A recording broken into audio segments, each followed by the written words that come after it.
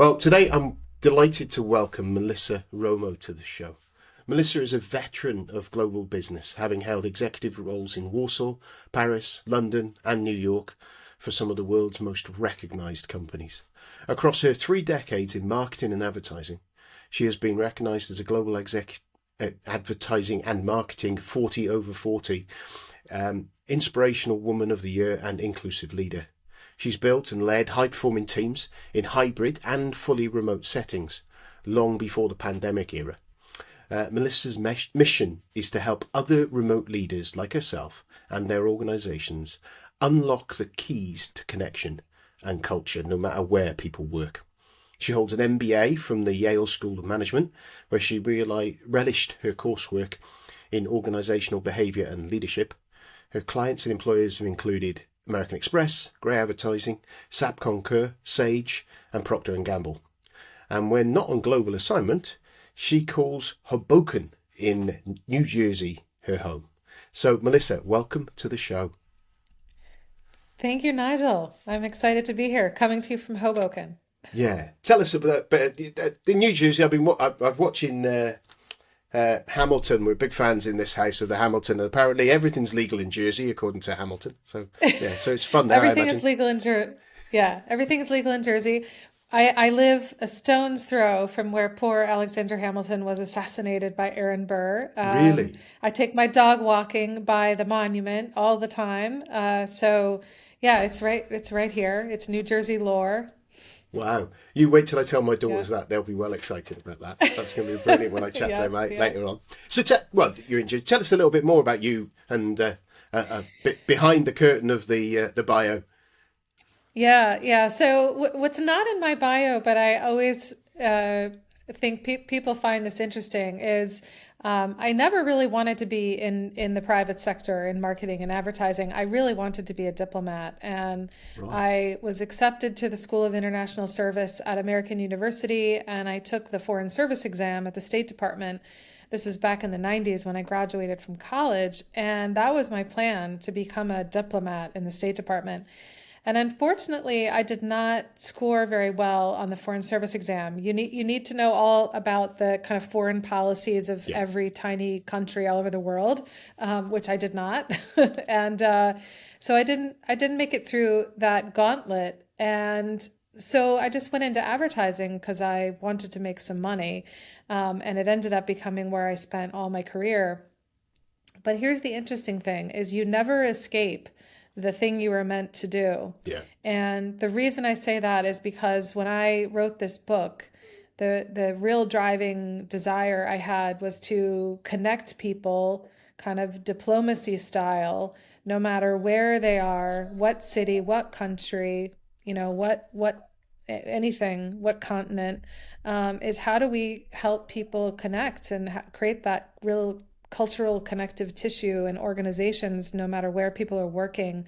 And I feel like we've gotten to a point where that we've got to crack that because companies are fiddling with their models and whether it'll be hybrid or remote or whatever. But that by and large, we are going to be working in more mobile and sort of remote environments much more than we ever did before. And that's not going to stop. I mean, you ask any economist, any expert, that's not going to stop. So it's really important to me that people know how to connect with each other. Yeah, I think it's interesting because I was reading through earlier on, reading your preface in your book, and a lot of the things you were talking about there echoed with me.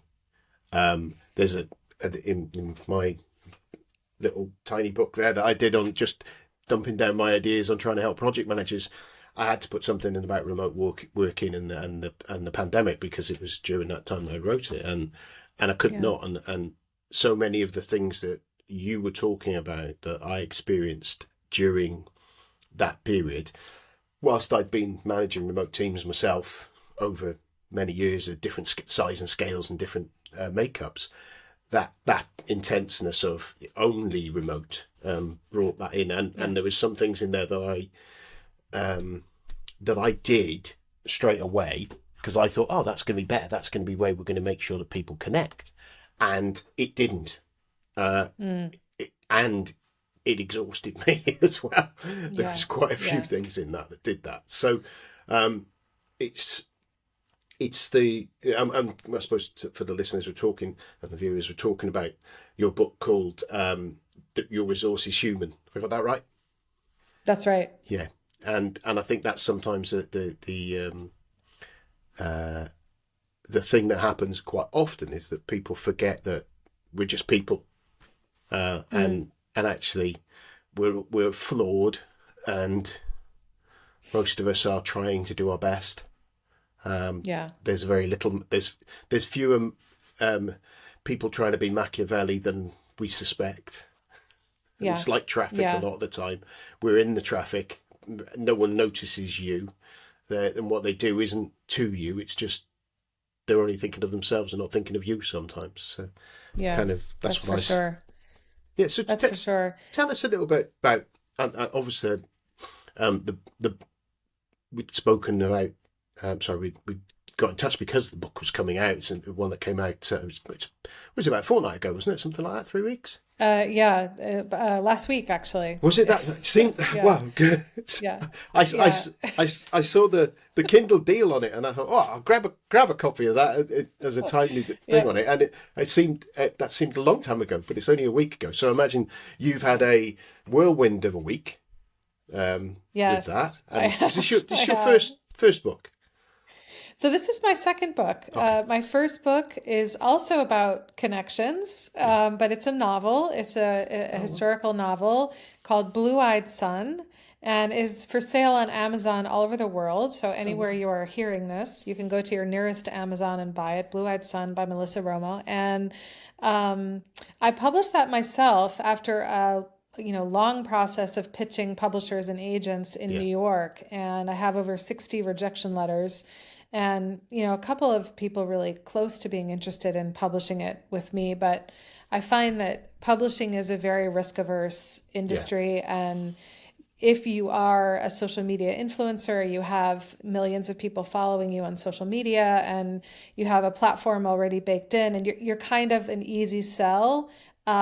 Publishers are happy to publish your book. So if anyone out there hears that and has lots of social media followers, that's how you get your book published. Yeah, So, that makes sense. yeah, that's how you get it published. But no, this is my second book, and I was absolutely blown away that on launch day it was a bestseller. So it was a number one bestseller in the category of human resources and business management. So that was great. And I had, let's see, it's had a couple of reviews so far. It was a hot new release also in Amazon in the US and the UK, so that was exciting. And my publisher was sending me screen grabs of, number one book, number one hot new release, things like that. I unseated Simon Sinek on the Nice. launch day. Yeah. So I I hope you unseated got a Simon screen Sinek. So capture of that that one. I totally did. Yeah. There was a screen capture of Simon as number one and at number three, and I was number two. And I put that on LinkedIn, and somebody said I was the best part of a cynic sandwich. So that was Excellent. good. That was good. Yeah. So yeah, and the book has been covered actually in Forbes magazine and Inc. So there was Oh, an article excellent. that just came out from Inc. today. So if you Google Melissa Romo and Inc. or Forbes, you will find that coverage. Brilliant. So obviously, Yeah, people are reading it or buying it at least and enjoying it. So that's fantastic news. let's Um, hope. Yeah. just I suppose that the topic. How would you? What would your one-liner description of what's in the book, and then we'll kind of dive into that topic itself. And okay. Yeah. The one-liner description is our leadership skills for the hybrid era, right? When people ask me, what is this about? I said, well, we're in a new era of work. It requires new leadership skills, and this is what they are, right? And it's based on my, as you mentioned, several decades of experience working in global teams. So, what's interesting is that the use case for this book, a lot of the use case is remote and hybrid work, but where I developed the skills was being part of global teams. And when you're part of a global team, if let's say you're sitting in Hoboken, New Jersey, and you're part of a team that has members of the team in Australia and Germany and Japan and the UK, then you have to figure out how to connect over Yeah. long distances and over time zones. And that's just the nature of being in a global team. And my work, most of my career, my work has been like that, has been in a global team. And so what I didn't realize was I was learning these connective skills for many, many years. And then the pandemic happened and remote work became more predominant. And now it's sort of hybrid work and remote work. But it occurred to me that the skills I had built were perfectly applicable in the remote and hybrid environment, right? It's that same idea is it could be I'm in this apartment and you're in the next town over, Yeah. and we still have to figure out how to connect through a screen, right? Without being physically together. So it's the same principle. So the one liner is these are leadership skills for the hybrid era. So that's, if you are working in a team and you're not physically with everyone, if you're leading a team and you're not physically with everyone, there will be something in this book that will help you connect. Cool. Cool. Because Yeah. it's funny actually because as I said before, and I know that we talked about it, and the pandemic kind of triggered some of this for you, and timing of not triggered it, but you know what I mean. It's kind of it brought it to Yeah. the fore for the conversation. It's Yeah. brought it for the fore for a lot of us, and I thought about it, and I thought, well, I've been in situations where, and I think maybe some of us have different experiences. I had situations where I'd have teams in India, or I'd have a team in Hull in the UK, and one team down south, or one team north, and this when I was working at Oregon, we moved to the point where 25% was going to be offshore. So it was enforced that essentially you were working with remote teams, slightly Yeah. different in the engagement that you do, and you suppose the fact they're different time zone, you'd go right, okay, I'm going to work at that time with them to blend over there, and you're kind of a bit more structured. Whereas when you've with what we've got now, where everyone's working at home, and everyone's having those different kind of connections, it kind of made it was difficult to get through that. But it was, Yeah. I think I said to you before, there were some things that I thought I would use. The main example that I found that didn't work was the fact that we got the technology, we got the video, brilliant. My video was on all the time, and then I found myself exhausted from having my video on all the time because Right. another way I describe it is that I was on it. It was likening to being in a meeting and you are presenting or you're sitting in the meeting. Normally in your meeting, you've got 10 of you in there, someone's talking, you're not the focus of attention, you don't feel like the focus of attention. And then as soon as you have Yeah. the video on, you've got all your videos on, well, you can see you. I can see me now in that corner of my eye while I'm talking to you, and it's very distracting. Yeah. Yeah, I can see. I'm thinking, Yeah. what, should I just do my hair there? Yeah. There, Yeah. I just leant forward. I hadn't turned my light on, so I wasn't quite bright enough. And you're on, you're performing, and it's Yeah. like leading a workshop 24/7.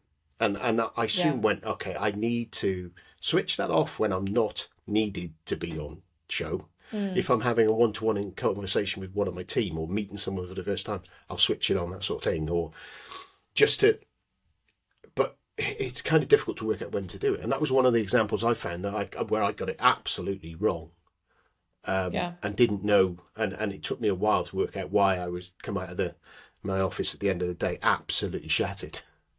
Yeah. Yeah. Well, there's something I write about in my book that one of the big you hear things from I interviewed a lot of people, and you hear things from the people you interview that always sometimes surprise you, and this is one of the most surprising. So I interviewed Scott Wharton, who's the GM of Logitech's camera business, Yeah, which is a huge business, multi-billion-dollar business. And I talked to him about one-on-one meetings, one-on-one calls, and he told me that he does his one-on-one calls on the phone. He doesn't use a camera. yeah, In fact, he stands up from his desk and he puts his, earbuds in, and he goes and takes a walk, and that's how he does his one-on-one calls with people in his team. And he doesn't use a camera. And when he told me that, I was like, "Are you allowed to tell me that that you don't use a yeah, camera?" Yeah. But he just finds that the desktop and the laptop, it's an environment that is just chock full of distractions, Yeah. right? There's just tabs open, there's messages coming through and all this stuff. And he finds that he focuses so much better when he's not at his desk and he's talking to someone while he's on a walk. And he also told me something interesting. He said while he's moving, while he's walking, the landscape is changing, the environment's changing, like what's in front of his eyes is changing, and so he finds it more stimulating, and he just feels like he has a better conversation. And so I think if Right. we, the rule about remote work, the thing that underpins everything with remote work is intentionality, Yeah. right? Is do I use the camera or not? And having the intention of why you need it or why you don't need it. Do I need a meeting or not? And having that intention. How many people do I need in that meeting or not? And having the intention.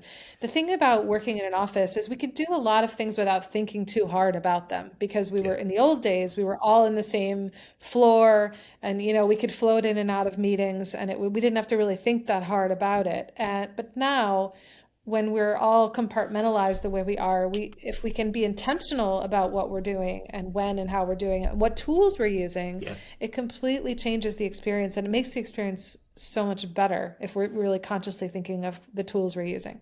Yeah, I totally agree with that. And again, I hear that the it's something I'd written just here now. I'd written different floors down, and Mm, before the necessity of working from home, I know there's situations where I was in a building where there'll be 4 floors, and there'll be yeah, people on the ground floor who going to the fourth floor, or vice versa, not yeah. because of You're any never. thing. It was kind of that even round into another wing of the building and stuff because it was quite a big building. Those remoteness was already there. It was already Yeah, created by that yeah, physics, and it doesn't need to be 20 miles, yeah, 40 miles, 60 miles, 150 miles, 2,000 yeah, miles. It can be a couple of 100 meters, and yeah. we're inherently not going to.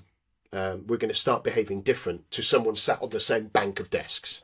Now, the 6 desks that 100%. you sat Yeah, on, you get real collaboration, you get great stuff if you're collaborating on the same work. If you've got 6 of us sat on the desk doing completely different jobs, not intended to be with each other, then there's no benefit anyway. It's right, just so right. someone can look and do the head counting and go, oh, we've got 6 people in there, therefore we're getting 6 people's worth of work. And the That's other right. thing that the gentleman, I forgot the name that you said there, Simon, was it, that was Scott Wharton. Scott Morton. I knew it began with S. Hmm. Yeah, Sorry, Scott. good memory. Yeah. He, I found that exact thing. I ended up we had quite a few Teams calls last year, and this is carried on. So what I would do, I would go do the school run in the morning. There'd be a call in the morning. I'd have Teams on my phone, headset in, walking. I'm very lucky where I am. It's nice places to walk. Um, Contributing to the conversation, listening to what's going there. No distraction except for the occasional robin or something like that scooting past, or a duck on the pond on the Mm, canal. And then I would find I was more engaged in the meeting. I gathered more data from the meeting. I contributed better. And actually, I think the longest walk I did one morning was a few meetings because I had the email on my phone in between them, 15 minutes, just checking a few emails, doing a few Teams chats, and I did a few one-to-one calls. I did 3 hours, I think it was. I walked 6 miles, and I wow. think it was probably the most productive 6 miles that I'd had, and that incredibly productive morning. Got to solve some real problems with the team. They were talking. Maybe sitting in front of the computer when they were talking about some spreadsheet. I might have been able to see the spreadsheet a bit easier, but actually, Right. unless it was incredibly, and if it was incredibly complicated, I would have gone, well, let's talk about it later. But most of the Hmm. things where I was able to visualize, they were able to explain it better because they had to explain what was on the Yeah. screen to me. So sometimes they solve the problem themselves explaining it. But yeah, and you did 6 miles of weight bearing exercise. Yeah, How about that? yeah. Which, That's great. yeah, and I was actually quite tired at the end of it, and it was I Yeah, sat down you at should have been. lunchtime and I rested at lunchtime. But as I say, it was a very Yeah, productive morning. And I think yeah, you get peaks and troughs with that, but it's about that intentionality you talk about of deciding what tool are you going to use to do what job. Yeah. And in Yeah. the office environment, when we're together, some of those different tools, those tools are available to us, but we grab the meeting room's the first one we grab, isn't it? Quite often, Mm-hmm. yeah. And Yeah. nowadays, it's the Teams meeting is the first one we grab, Yeah. and and everyone's on the Teams meeting or everyone's on a CC email. And it's that Yeah. that practice of deciding what the right tool to achieve the outcome of what you need is good Mm-hmm. management. Mm-hmm. And we should be doing that regardless of whether we're face to face, never seeing each other every so often, Yeah. sat on the top of a mountain, yeah, or sat for Yeah. 2 days locked in a workshop. It's about that intentionality, isn't it? Yeah, yeah. So, someone I know said you have to decide if you need a room, a Zoom, or a Loom. And I don't know if you've heard of Loom, but Loom is a really easy video platform. So you just, you hit it, you turn it on, you can record yourself talking to your team or talking to a coworker or whatever, and then you get a link. You can easily send it to your team, and you don't have to upload, download, edit. You don't have to do any of that. And it's a great, just to be more present with people and just Mm. to show your face to people in a really easy way. I mean, I'll create a Loom and I'll send it by email to my team, or I'll just stick it on Teams on a chat. If I just haven't talked to people in a while and I want to just show my face. So, do you need a room, a Zoom, or a Loom? A room, a Zoom, or a Loom. Or a Loom? Yeah. Yeah, I'm gonna have a look at that. I'll have a look at Loom. It's great. It's a great tool. Yeah, because I suppose we are moving with the video side. I struggle with video, to be honest. I think we talked about this before about me getting around to uploading stuff onto YouTube. Mm. And I know my kids are quite often they'll be on whether it's on YouTube Shorts or TikTok or whatever, and sharing a video to me. And I personally, I don't consume video very well because probably it's a lack of attention. Whereas audio, I'll go for a walk and I can consume audio and I can visualize stuff on that. But actually, I'm quite a visual person. But actually, watching videos to consume stuff, I don't tend to do. And I just want to know what you think about this as well. Is sometimes it's grab the latest thing, and that's the only way that you communicate with people. And Mm. people think, oh, that's the latest thing. We'll do that now. And in what from a remote working point of view, and maybe from that, what do you think about different styles of people's communication, way people like to communicate, like to consume the Yeah. information? What sort of things have you found with that, with the conversations you've had? Yeah. Well, that's an interesting question because, in an office, I don't think I'd really think that hard about how a colleague might consume information from me. But now that the only way we can have a relationship is through the channels of communication, I Yeah, think much more deeply about it. And so, for example, I have a colleague who really struggles with email. So he'll get an email and he's confused by it. He has questions. It throws up concerns for him, and it ends up just sort of creating a bit of a deeper hole in our relationship in terms of just yeah, where us being on the same page. And I learned this by how he reacted a few times to some emails. And so when I observe, so what I would tell people is observe how your communication lands with other people. And if it doesn't land in the way you want or it creates confusion, then you need to try other ways. And so what I do with this person is we only have verbal conversations now. So I will either have a quick phone call with him or a quick Teams, video call with him, but it has to be a conversation. It has to be verbal because I need more ways to check for his understanding than I can do in an email. yeah, And so I think you communicate, but then you observe how people respond.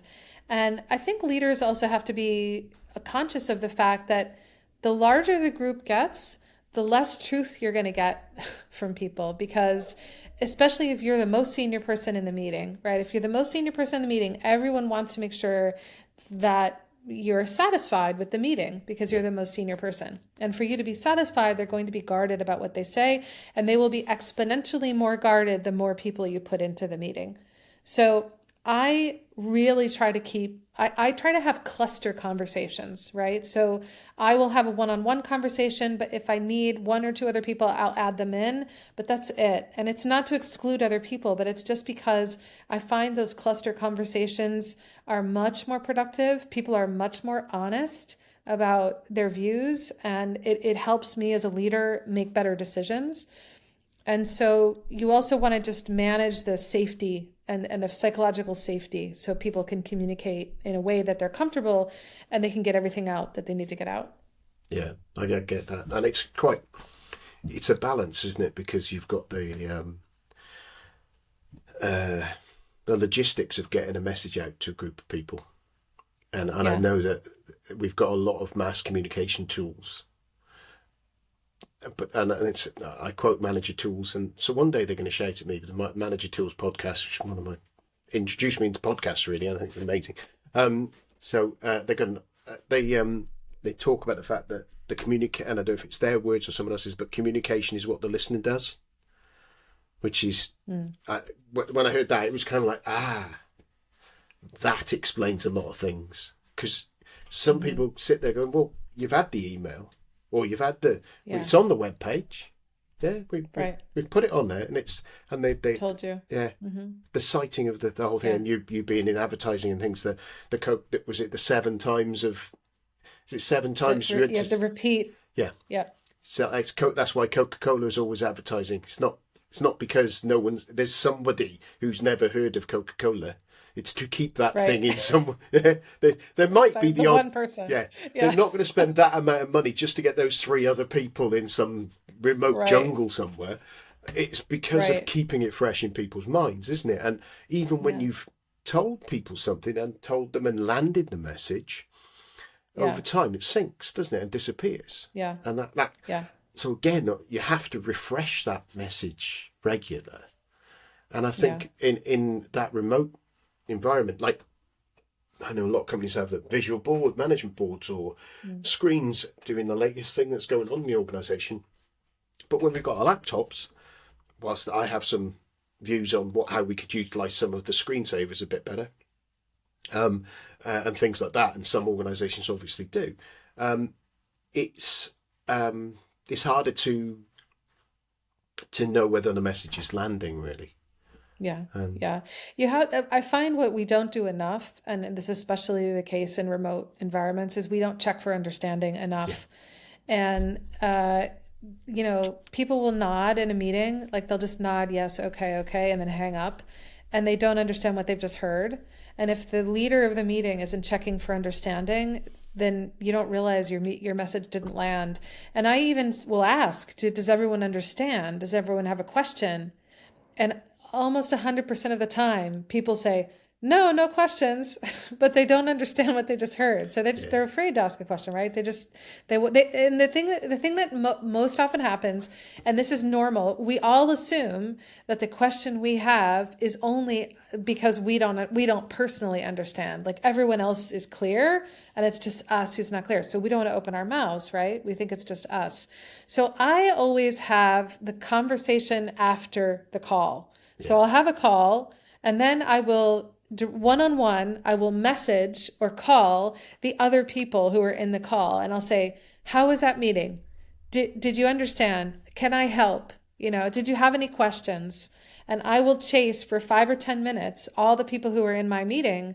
And I'll tell you what, Nigel, almost every single one of those people has a question yeah. and they didn't bring it up in the meeting. Yeah, So, in recent weeks I had a debrief conversation after we'd had a conversation, a couple of us with someone else, and the what I'd heard was different to what the other two had heard, mm-hmm. and they said no, we thought we heard this, and I said that's all right because I would have charged off the wrong direction, uh, and Yeah. and we were all engaged in that conversation, and Mm-hmm. it wasn't a cascade. It was a discussion between us, and we were all involved. But what I heard was slightly different to what someone else heard. So it is, as you say, the bigger the group of people, the more likelihood of confusion. I do kind of pride myself on asking the stupid question. and I'll ask a question, and then if it's in Teams or on something like that, I'll get a load of thumbs up because I've asked the question, that sort of thing, and it's kind of Yeah. like, oh, it But wasn't you, just me. but But you have to, but you feel, I'm the same, but you feel compelled to qualify your question as Yeah, stupid, right? Like we all do. I do the same thing, right? I have to ask a stupid question because then it sort of releases us and we can just ask it, yeah. right? Acknowledging that it's stupid, but no, it's not stupid. No, there's very Yeah, few stupid ones, unless you're asking the same question right, 15 times and you've been told the right. answer. That's Exactly, I'm guilty of that exactly. sometimes as well, though. So, yeah, I think Yeah,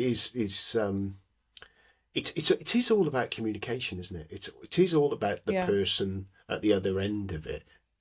And I mm, suppose I'm looking at the your book and kind of the way that you've approached these tools to allow people to improve it. mm, Do you want to just give us just a kind of potted of the bit yeah. more of the kind of what the key messages are now? Maybe one of the strongest points that you think actually, if nobody did anything else, this is the kind of thing that Yeah. would change their world.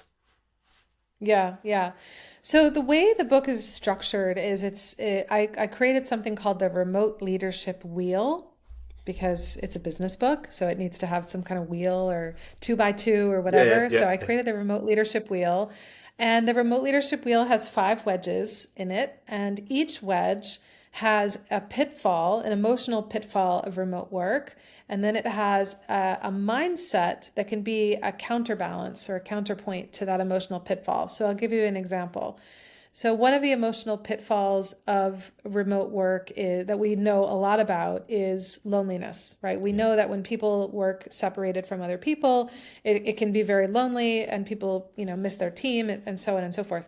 The mindset in the wheel that counterbalances that is belonging. And what leaders need to focus on is belonging. Now, belonging doesn't mean we all get in our cars and drive to an office and sit in cubicles together Some to people feel think it is. belonging. Some people think it is. Some people think it is. Some people listening think it is. And you know what? If that's what you think belonging is, then I will respect. Everyone has a right to their view, and if that's what belonging is to you, then so be it, right? Then get in your car and drive to an office. And honestly, if I had the choice, I would go to an office 3 or 4 days a week. I just don't because my company doesn't have an office in New York, Yeah. so I can't. So, but that was also one of the most important things that drives great design is constraint. And I was constrained because my company doesn't have an office in New York. And I have to figure out how to make remote work for myself under these constraints. So I had to ask myself, what do I do about loneliness? How do I help myself with loneliness? And I said, okay, well, it's about creating a sense of belonging, and the leadership behavior that is most important to creating a sense of belonging, it's not happy hours, right? We think it's all let's have virtual happy hours. It's not. And if you poll people, virtual happy hours are one of the last things they want, Mm. right? They're sick, they don't want to be on Zoom. They're sick of it. The leadership behavior that drives belonging is measuring performance.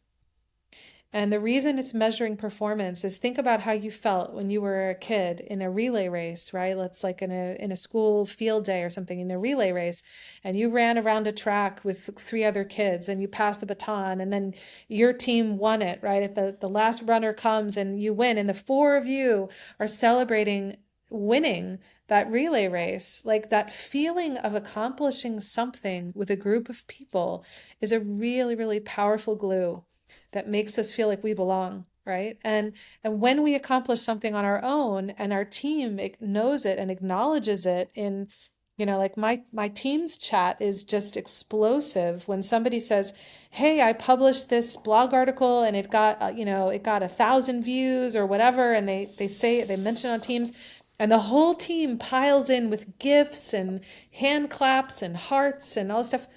That's belonging, right? And that what it's about is acknowledging and recognizing and measuring performance. Yeah. That's how you have belonging. Yeah, it makes sense because it is Yeah, it it gives purpose to what you're doing, doesn't it? And if you start to lose that, exactly. if Yeah. you start losing that purpose, um, actually, I was being a little bit facetious on the getting in the car thing. If you're in a group of people who are sat around together, and I talked to a guy called Colin D. Ellis about culture a few years back, and he's got a couple of books on it, and he made some really good points around and the fact that you can have incredibly strong cultures in teams.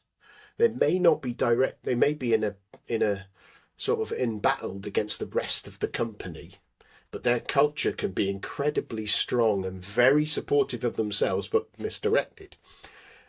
And Yeah. and but again, you can, even if you're not connected on your work, you can have a group of people who always sit together, who are friends. They go coffee, and they for them each other. Can you catch that? They'll help each other out. And you can build that belonging to that group, and that belonging of that team extends to that whole organisation, and you feel Yeah. part of the organisation. And I've had teams which we've tough times, but we were a team trying to solve that thing, and it was a tough project, Yeah. and we didn't think, and we had to argue with people, and we argued with each other, but it was a Yeah. good team, good solid Yeah. team, and I felt part of that Yeah. team, and I felt sort of part of something bigger. I have had Yeah. situations where I've had bigger roles and bigger organisations and more responsibility, but I haven't felt part of that delivery. Yeah. It's getting so, like, think of those moments when you've been in the trenches, right? And you've done something hard.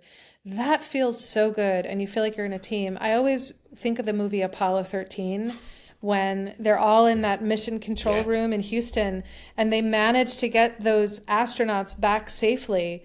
I mean, what an yeah, accomplishment, right? And that it's like everything we do as a team is about getting the astronauts home. And when we can do that, and we can do that, I'm in the middle of a project now that's so hard. I feel like my brain's going to fry. It's a big new assignment, and it's just so many complexities to it. And I get exhausted at the end of the day, but I know what's waiting for me at the end of it yeah. is this incredible sense of accomplishment, and that keeps me going. Yeah, I think sometimes it can feel like you're on a little treadmill, and just replying to my project managers, and I was talking to someone the other day about this, about the fact that Mm, you can come to the end of a project and then you jump onto the next project, and you jump onto the mm, next project, and you jump onto the next project, and it was a conversation about careers with Laura Chattington around the fact that as project managers, you don't take time out to yeah, look at what you're going yeah, to do next and plan your career and things like that, as you would do if you were running the project. And in some cases, we do the same with this sort of thing, where you're not celebrating those successes along the way. And I'm as bad as mm, anyone, because it's kind of like I I'm delivering that, and we've just got this one coming on. And when I've had roles where I've had program and portfolio management, there's always another project that's in trouble that needs help. So you can forget to celebrate, or you need to, right, brilliant, you finished that, can you come and solve this for me? And those right. little, yeah, we did it, even if it's like high five, They're so it, important. and it's I don't know how to fix myself on that, actually, is to sit there and go, we succeeded in something. Yeah, but there yeah, needs, some of the things I've seen are over engineered for doing it. It's kind of like a system to send someone a card, do, and it's kind of like, it's just too much that people, oh, I'll do that yeah, later. Once it goes to a thing of, I'll do it later. I've got yeah. 15 logins to get into something to be able to do something. It's, oh, I'll do You that never when do I've it. got time, and time never comes. Right. It's got to be No, easier it doesn't. somewhere with those, and I think Yeah. It remotely as has to be well, easier. because Yeah, it if has to be easier. if you're in the office, you're walking past someone in a coffee shop, brilliant job on that, saw that result, well done. Yeah. But Yeah. you don't quite, those corridor conversations, those water cooler conversations are the things that miss. I'm going in once a week now with the office, and I was what I was a proponent of. I'm not going in. I don't need to be there. I'm running these teams. They're all remote. Yeah. Actually, there are people within my team that are peers of mine. There are people who are new into the organisation. There are people who I've not met. I've been in my organisation for 18 years. My network's pretty Mm, strong, mm. but theirs isn't.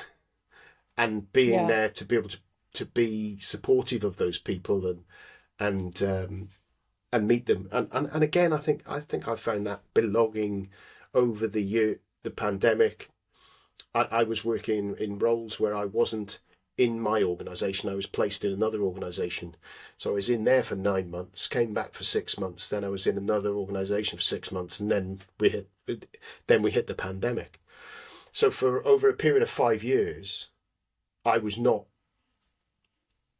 physically, for the last 4 or 5 years, I've not physically been in a team where we'd go in every day and I'd be with my my organisation team. Whilst there were some others around, and you built those belonging with those teams, it has certainly over the pandemic, because I'd lost a bit of that connection already. It drifted even more. It's isolating, isn't it? Yeah, and I find it quite hard. Isolating. I think that's really one of the things that listeners would have heard. I was off for 5 months with stress. I burnt out.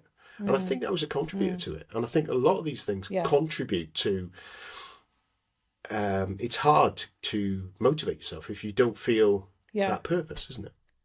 Yeah. Well, another wedge of the remote leadership wheel is about boredom. Yeah. So one is loneliness, one is boredom.